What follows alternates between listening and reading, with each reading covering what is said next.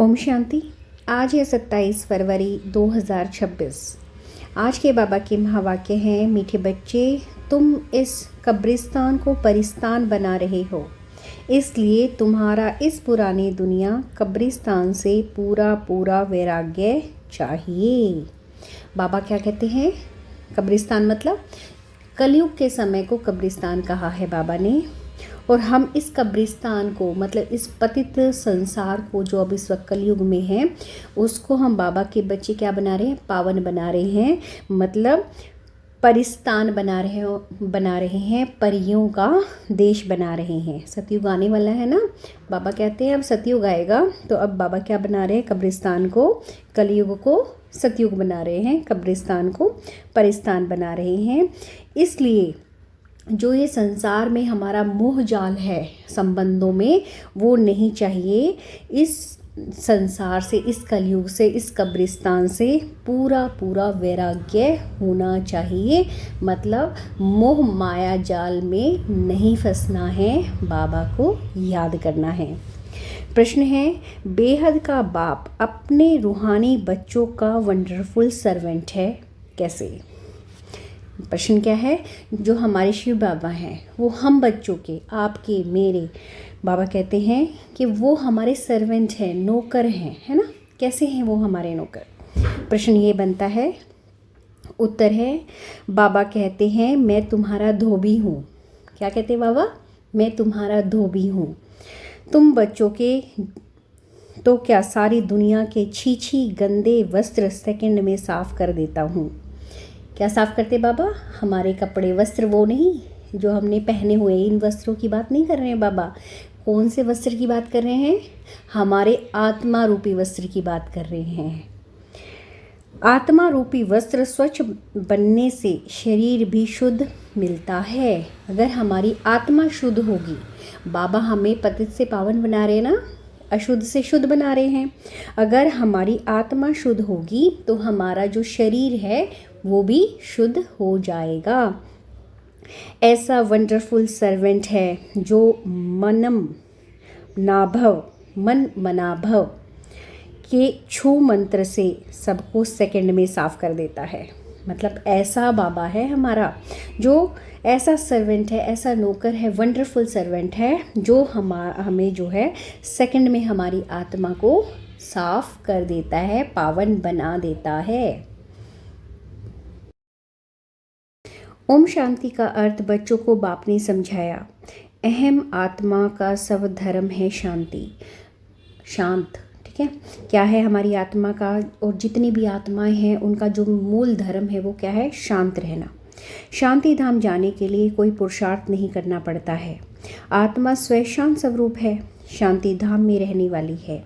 हाँ, थोड़े समय शांत रह सकती है। आत्मा कहती है मैं कर्म इंद्रियों के बोझ से थक गई हूँ, मैं अपने स्वधर्म में टिक जाती हूँ, शरीर से अलग हो जाती हूँ, परंतु कर्म तो करना ही है, शांति में कहाँ तक बैठे रहेंगे। आत्मा कहती है हम शांति देश के रहवासी हैं, सिर्फ यहाँ शरीर में आने से टाकी बना हूँ। अहम आत्मा अविनाशी, मम शरीर है निवासी। मतलब हमारी आत्मा क्या है? अविनाशी है, जिसे ना जला सकते हैं, ना काट सकते हैं, ना दफना सकते हैं। लेकिन शरीर क्या है? विनाशी। इसको जलाया भी जा सकता है, काटा भी जा सकता है, दफनाया भी जा सकता है। तो बाबा कहते हैं आत्मा अविनाशी है और शरीर है विनाशी। आत्मा पावन और पतित बनती है। मतलब हमारी आत्मा का स्तर ही ऊपर नीचे होता है। सतयुग में क्या होती है? पूरी प्योर होती है, पावन होती है। और कलयुग में क्या बन जाती है? पतित बन जाती है। सतयुग में 5 तत्व भी सतो प्रधान होते हैं। यहाँ 5 तत्व भी तमो प्रधान हैं। कौन से 5 तत्वों की बात कर रहे हैं? काम, क्रोध, लोभ, मोह, ये 5 जो तत्व हैं ये क्या हैं?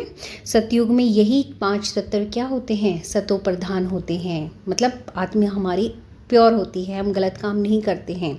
और यही 5 तत्व कलयुग में क्या होते हैं? तमो प्रधान होते हैं।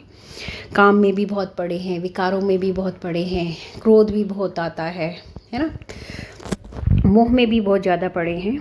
तो बाबा यही कह रहे हैं कि सतयुग में तो ये 5 तत्व सतो प्रधान हैं और कलयुग में तमो प्रधान हैं। सोने में खाद पड़ने से सोना पतित बन जाता है। मतलब अगर हम सोने में भी मिलावट करते हैं तो वो भी क्या बन जाता है, उसमें खोट मिलाने से उसकी शुद्धता कम हो जाती है ना। ऐसे ही आत्मा है, फिर उसको साफ करने के लिए आग में डाला जाता है। उनका नाम ही है योग अग्नि। दुनिया में तो अनेक प्रकार की हठ योगी आदि सिखलाते हैं, उनको योग अग्नि नहीं कहा जाता है। योग अग्नि यह है जिससे पाप जलते हैं। आत्मा को पतित से पावन बनाने वाला परमात्मा है। बुलाते हैं, हे पतित पावन आओ। मतलब जब हम इतने परेशान हो चुके हैं कलयुग में, तो हम किसे बुला रहे हैं? शिव बाबा को, है ना। ड्रामा प्लान अनुसार सबको पतित तमो प्रधान बनना ही है। यह झाड़ है जिसका बीज रूप ऊपर में है। बाप को जब बुलाते हैं बुद्धि ऊपर चली जाती है, जिससे तुम वर्षा ले रहे हो। जो अब नीचे आया हुआ है, कहते हैं मुझे आना पड़ता है। मनुष्य सृष्टि का जो झाड़ है, अनेक वैरायटी धर्मों का, वह अब तमो प्रधान पतित है, जड़ीभूत अवस्था में पाया हुआ है। आप बाप बैठ बच्चों को समझाते हैं, सतयुग में देवताएं, कलयुग में हैं असुर। मतलब जो इस वक्त असुर हो चुके हैं वो सतयुग में क्या थे? देवता थे। बाकी असुर और देवताओं की लड़ाई लगी नहीं है। तुम इन आसुरी 5 विकारों पर योग बल से जीत पाते हो। मतलब हम ये जो 5 विकार हैं, काम, क्रोध, मोह, लोभ आदि, ये इन पर जो जीत है हम कैसे पा सकते हैं? योग बल करके, बाबा को याद करके, है ना। बाकी कोई हिंसक लड़ाई की बात नहीं। तुम कोई भी प्रकार से हिंसा नहीं करते हो, कभी किसी को हाथ भी नहीं लगाएंगे। तुम डबल अहिंसक हो। काम कटारी चलाना है, यह तो सबसे बड़ा पाप है। बाप कहते हैं यह काम कटारी आदि मध्य अंत दुख देती है। विकार में नहीं जाना चाहिए। देवताओं के आगे महिमा गाते हैं ना आप, सर्वगुण संपन्न। आत्मा कहती है हम पतित बने हैं। हम तो बुलाते हैं पतित पावन आओ। जब पावन है तब तो कोई भी बुलाते ही नहीं, उनको स्वर्ग कहा जाता है। यहाँ तो साधु संत आदि कितनी धुन लगाते हैं, हे पतित पावन सीताराम। कहते ना, वो गाना है ना, एक भजन है, रघुपति राघव राजा राम, पतित पावन सीताराम, भज प्यारे तू सीताराम सीताराम सीताराम, है ना। बाप कहते हैं इस समय सारी दुनिया पतित है। इससे भी कितना दोष नहीं, इसमें किसी का दोष नहीं है। यह ड्रामा बना हुआ है। जब तक मैं आऊँ उनको अपना पाठ बजाना है। ज्ञान और भक्ति फिर है वैराग्य। पुरानी दुनिया से वैराग्य, मतलब जिस दुनिया में अब कलयुग में है, इसमें जो हम मोह माया जाल में फंसे हुए हैं उसमें नहीं फंसना है, वैराग्य लेना है इस चीज़ से। कैसे ले सकते हैं? बाबा को याद करके। यह है बेहद का वैराग्य, उन्हों का है हद का वैराग्य। तुम जानते हो यह पुरानी दुनिया अब खत्म होनी है। नया घर बनाते हैं तो पुराने घर से वैराग्य हो जाना है ना। मतलब जब हम नया घर बनाते हैं तो पुराने घर से यादें ख़त्म करके हम नए घर में लगा देते हैं ना, कि हम नए घर में जाएंगे, है ना, वो करते हैं। बेहद का बाप कहते हैं अभी तुमको स्वर्ग रूपी घर बनाकर देता हूँ। अभी तो है नर्क, हम कहाँ रह रहे हैं इस वक्त? नर्क में। बाबा ने हमें क्या दिया है, कैसा घर दिया है? स्वर्ग के रूप में घर बनाया है। स्वर्ग है नई दुनिया, नर्क पुरानी दुनिया। अभी पुरानी दुनिया में रहे हम नई दुनिया बना रहे हैं। पुराने कब्रिस्तान पर हम तरिस्तान बनाएंगे। यही जमुना का कंठा होगा, इस पर महल बनेंगे। यही दहली यमुना नदी आदि होगी। बाकी यह जो दिखाते हैं पांडव के किले थे, यह सब है दंत कथाएं। ड्रामा प्लान अनुसार ज़रूर फिर यह बनेंगे। मतलब हर 5000 वर्ष में ये पार्ट भी दोबारा आना है ना। जैसे तुम यज्ञ तप दान आदि करते आए हो फिर भी करना होगा। पहले तुम शिव की भक्ति करते हो, फर्स्ट क्लास मंदिर बनाते हो, उनको व्यभिचारी भक्ति कहा जाता है। अभी तुम ज्ञान मार्ग में हो, यह है अव्यभिचारी ज्ञान। एक ही शिव बाबा से तुम सुनते हो। जिसकी पहले पहले तुमने भक्ति शुरू की उस समय और कोई धर्म होते नहीं, तुम ही होते हो। तुम बहुत दुखी रहते हो। देवता धर्म बहुत सुख देने वाला है। नाम लेने से मुख मीठा हो जाता है। तो तुम एक बाप से ही ज्ञान सुनते हो। बाप कहते हैं और कोई से ना सुनो। यह है तुम्हारा अव्यभिचारी ज्ञान। बेहद के बाप के तुम बच्चे के बने हो। बाप से ही वर्षा मिलेगा नंबरवार पुरुषार्थ अनुसार। बाप भी थोड़े समय के लिए साकार में आया हुआ है। कहते हैं मुझे ही तुम बच्चों को ज्ञान देना है। मेरा स्थायी शरीर नहीं, मैं इसमें प्रवेश करता हूँ। शिव जयंती से फिर झट गीता जयंती हो जाती है। उसने ही ज्ञान शुरू कर देते हैं। यह रूहानी विद्या तुमको सुप्रीम रूह ही दे रहे हैं, पानी की बात नहीं। पानी को थोड़े ही ज्ञान कहेंगे। पतित से पावन ज्ञान से बनेंगे, पानी से थोड़े ही पावन बनेंगे। मतलब हरिद्वार गंगा स्नान करने से पावन नहीं बनेंगे। किससे बनेंगे? शिव बाबा को याद करके। नदियाँ तो सारी दुनिया में है ही। यह तो ज्ञान सागर बाप आते हैं, इसमें प्रवेश कर नॉलेज सुनाते हैं। मतलब मुरली सुना रहे हैं बाबा।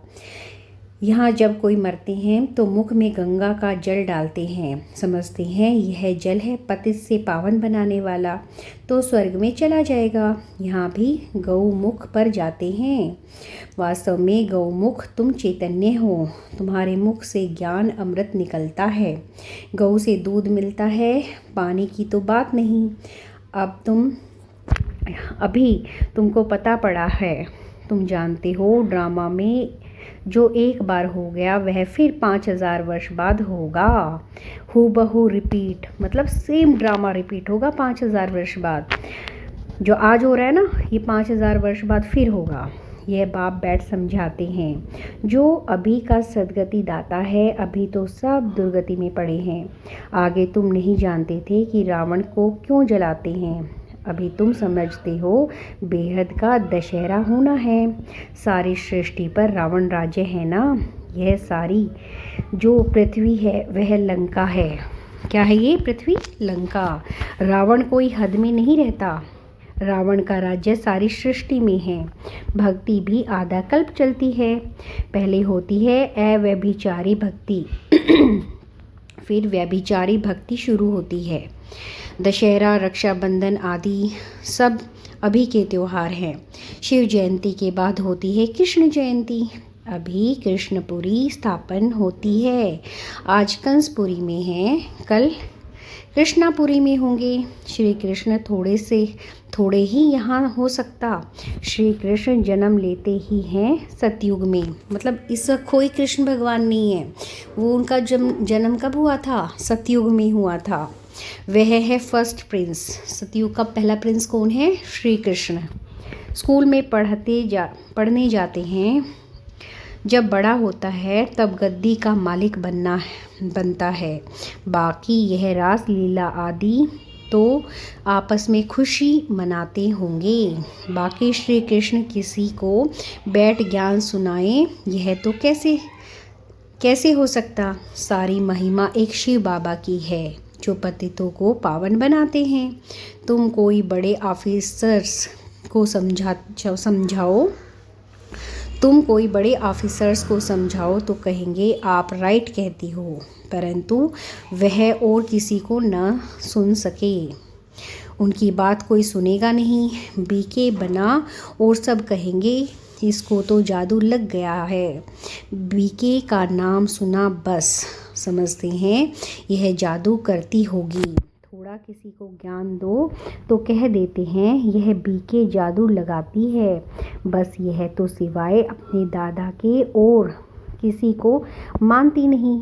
मतलब दादा बाबा किसी अब जो बीके हो किसी को नहीं मानती है ना। भक्ति आदि कुछ नहीं करती। बाबा तो कहते हैं किसी को मना नहीं करना है कि भक्ति ना करो। मतलब बीके जितने भी हो ये नहीं कहती किसी को कि भाई भक्ति मत करो, मंदिर मत जाओ, किसी को नहीं कहती। आप ही छूट जाएंगी। मतलब जिसे जिसे बाबा का पता चलेगा ना कि हमारे बाबा शिव हैं, वो अपने आप ही भक्ति मार्ग से कट के शिव बाबा की को याद करने में लग जाएंगे। तुम भक्ति छोड़ते हो, विकार छोड़ते हो, इस पर ही हंगामा होता है। बाबा ने कहा है मैं रुद्र ज्ञान यज्ञ रचता हूँ, इसमें आसुर संप्रदाय के विघ्न पड़ते हैं। यह है शिव बाबा का बेहद का यज्ञ जिसमें मनुष्य से देवता बनते हैं। गाया हुआ भी है, ज्ञान यज्ञ से विनाश ज्वाला प्रज्वलित हुई। जब पुरानी दुनिया विनाश हो तब तो तुम नई दुनिया में राज्य करेंगे। मनुष्य कहेंगे हम कहते हैं शांति हो और यह बीके कहती है विनाश हो। मतलब जब हम मंदिरों में जाते हैं, भक्ति मार्ग में होते हैं, हम शांति के लिए जाते हैं ना मंदिरों में। लेकिन बीके क्या कहती हैं, जो ब्रह्म कुमारीज हैं वो क्या कहती हैं कि विनाश होगा। क्योंकि वो क्यों कहती हैं? क्योंकि उनको पता है कि ज्ञान में जो अब कलयुग चल रहा है वो फिर क्या बनेगा विनाश होने के बाद? वो सतयुग बनेगा। बाप समझाते हैं यह सारी पुरानी दुनिया इस ज्ञान यज्ञ में स्वाहा हो जाएगी। इस पुरानी दुनिया को आग लगनी है, नेचुरल क्लाइमेटीज भी आएंगी, विनाश तो होना ही है। सरसों मुआफिक सब मनुष्य पीस कर ख़त्म हो जाएंगे, बाकी आत्माएं बच जाएंगी। यह तो कोई भी समझ सकते हैं। आत्मा अविनाशी है। अभी यह बेहद की होलिका होनी है जिसमें शरीर सब खत्म हो जाएंगे, बाकी आत्माएं पवित्र बन चली जाएंगी। आग में चीज़ शुद्ध होती है ना, हवन करते हैं शुद्धता के लिए, बस वह है जिस्मानी बातें। अभी तो सारी दुनिया स्वाहा होनी है, विनाश के पहले ज़रूर स्थापना हो जानी चाहिए। किसी को भी समझाओ तो पहले बोलो स्थापना फिर विनाश। ब्रह्मा द्वारा स्थापना, प्रजापिता तो मशहूर है ना, आदि देव और आदि देवी। जगत अम्बा के भी लाखों मंदिर हैं, कितने मेले लगते हैं। तुम हो जगत अम्बा के बच्चे, ज्ञान ज्ञानेश्वरी फिर बनेंगे राज्य राजेश्वरी। तुम बहुत धनवान बनते हो, फिर भक्ति मार्ग में लक्ष्मी से दीपमाला पर विनाशी धन मांगते हैं। यहाँ तो सब कुछ मिसल जाता है। आयुष्मान भव, पुत्रवान भव। तुम जानते हो हमारी आयु 150 मतलब 150 वर्ष की रहती है। बाप कहते हैं जितना योग लगाएंगे उतना आयु बढ़ती रहेगी। तुम ईश्वर से योग लगाकर योगेश्वर बनते हो। मनुष्य तो है भागेश्वर, कहा भी जाता है विकारी। मूत पलीती कपड़ धोए। बाप कहते हैं मुझे धोबी भी कहते हैं। मैं सब आत्माओं को आकर साफ करता हूँ, फिर शरीर भी नया शुद्ध मिलेगा। बाप कहते हैं मैं सेकंड में सारी दुनिया के कपड़े साफ कर लेता हूँ। मतलब हमारी आत्मा रूपी कपड़े को साफ करते हैं बाबा, है ना। सिर्फ मन मनाभव होने से आत्मा और शरीर पवित्र बन जाएंगे। छू मंत्र है ना, सेकंड में जीवन मुक्ति। कितना सहज उपाय है। बाप को याद करो तो पावन बन जाएंगे। चलते फिरते सिर्फ बाप को याद करो और कोई ज़रा भी तकलीफ़ तुमको नहीं देता हूँ, सिर्फ याद करना है। अभी तुम्हारी एक सेकंड में चढ़ती कला होती है। बाप कहते हैं मैं तुम बच्चों का सर्वेंट बन आया हूँ, तुमने बुलाया ही है, हे पतित पावन आओ, आकर हमको पावन बनाओ। अच्छा बच्चे, आया हूँ तो सर्वेंट हुआ ना। जब तुम बहुत पतित बने हो तब भी ज़ोर से चिल्लाते हो मैं आया हूँ। मैं कल्प कल्प आकर तुम बच्चों को यह मंत्र देता हूँ, मुझे याद करो तो तुम पावन बन जाएंगे। बाबा क्या मंत्र देते हैं कि उस बाबा को याद करो। मन मना भव का अर्थ भी है, मन मना भव मध्याजी भव, अर्थात बाप को याद करो तो विष्णुपुरी के मालिक बनेंगे। तुम आए ही हो विष्णुपुरी का राज्य लेने। रावणपुरी के बाद है विष्णुपुरी, कंसपुरी के बाद कृष्णापुरी। कितना सहज समझाया जाता है। बाप कहते हैं इस पुरानी दुनिया से ममत्व मिटा दो, मतलब इस कलयुग में सारे मोह जाल से को अपने मन से मिटा दो। अभी हमने 84 जन्म पूरे किए हैं, यह पुराना चोला छोड़कर हम जाएंगे नई दुनिया में। याद से ही तुम्हारे पाप कटते जाएंगे, इतनी हिम्मत करनी चाहिए। वह तो ब्रह्मा को याद करते हैं, समझते हैं ब्रह्मा में लीन हो जाएंगे, परंतु ब्रह्मा तो है रहने का स्थान। वो लोग तपस्या में बैठ जाते हैं, बस हम ब्रह्मा में जाकर लीन हो जाएंगे, परंतु वापस तो कोई जा नहीं सकते। ब्रह्मा से योग लगाने से पावन तो बनेंगे नहीं, एक भी जा ना सके। पुनर्जन्म तो लेना ही है। बाप आकर सच बतलाते हैं, सचखंड सच्चा बाबा स्थापन करते हैं। रावण आकर झूठ खंड बनाते हैं। अभी यह है संगम युग, इसमें तुम उत्तम से उत्तम बनते हो, इसलिए उनको पुरुषोत्तम कहा जाता है। तुम कोड़ी से हीरे जैसा बनते हो, यह है बेहद की बात। उत्तम से उत्तम मनुष्य है देवता। तो अभी पुरुषोत्तम संगम युग पर तुम बैठे हो, तुमको पुरुषोत्तम बनाने वाला है ऊंचते ऊंच बाप। ऊंचते ऊंच स्वर्ग का वर्षा तुमको देते हैं, फिर यह तुम भूलते क्यों हो? बाप कहते हैं मुझे याद करो। बच्चे कहते हैं बाबा कृपया करो, तो हम भूले नहीं। यह कैसे हो सकता है? बाबा के डायरेक्शन पर चलना है ना। बाप कहते हैं मुझे याद करो तो तुम पतित से पावन बन जाएंगे। राय पर चलो ना, बाकी आशीर्वाद क्या करूं? अच्छा, मीठे मीठे सी खिलते बच्चों प्रति माता पिता बाप दादा का याद प्यार और गुड मॉर्निंग। रूहानी बाप की रूहानी बच्चों को नमस्ते, रूहानी बच्चों की रूहानी बाप दादा को नमस्ते। शुक्रिया बाबा, शुक्रिया। धारणा के लिए मुख्य सार हैं, बाप के हर डायरेक्शन पर चल कर स्वयं को कोड़ी से हीरे जैसा बनाना है। एक बाप की याद में रह स्वयं को वस्त्रों को स्वच्छ बनाना है, मतलब अपने आत्मा रूपी वस्त्र को बाबा की याद से क्या बनाना है? साफ करना है, स्वच्छ बनाना है। नंबर 2, अब नए घर में चलना है, इसलिए इस पुराने घर से बेहद का वैराग्य रखना है। नशा रहे कि इस पुराने कब्रिस्तान पर हम परिस्तान बनाएंगे, मतलब हमें दुनिया से मोह माया ख़त्म करनी है और इस कलयुग में हम बाबा को याद करके परिस्तान बनाएंगे, मतलब सतयुग बनाएंगे। वरदान है, रहम की दृष्टि द्वारा घृणा को समाप्त करने वाला नॉलेजफुल भव। जो बच्चे 1-2 के संस्कारों को जानकर संस्कार परिवर्तन की लगन में रहते हैं, कभी यह नहीं सोचते कि यह तो है ही ऐसे, उनसे कहेंगे नॉलेजफुल। वे स्वयं को देखते और निर्विघ्न रहते हैं। उनके संस्कार बाप के समान रहम दिल के होते हैं। रहम की दृष्टि घृणा दृष्टि को समाप्त कर देती है। ऐसे रहम दिल बच्चे कभी आपस में खिटखिट नहीं करते, वे सपूत बनकर सबूत देते हैं। स्लोगन है, सदा परमात्मा चिंतन करने वाले ही बेफिक्र बादशाह हैं, उन्हें किसी भी प्रकार की चिंता नहीं हो सकती।